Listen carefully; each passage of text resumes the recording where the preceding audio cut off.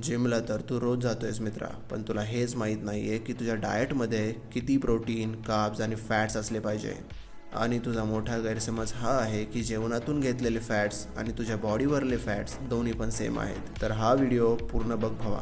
एका बिगिनरचे मॅक्रोज म्हणजे protein, carbs, fats जर परफेक्ट असतील तर तो कोणती पण फिजिक अचीव्ह करू शकतो. तर मी स्क्रीनवर 3 फॉर्म्युले दिले आहेत ज्यात तुम्ही तुमचं वजन टाकून तुमच्या बॉडीला लागणारे मॅक्रोज माहीत करू शकता.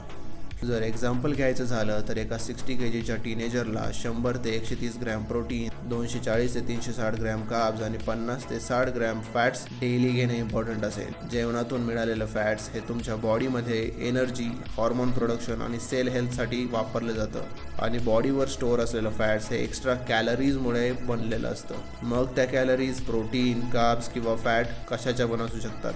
सिम्पल सोल्युशन, लिमिटमध्ये खा. हेल्दी फॅट्स कोणते आणि अनहेल्दी फॅट्स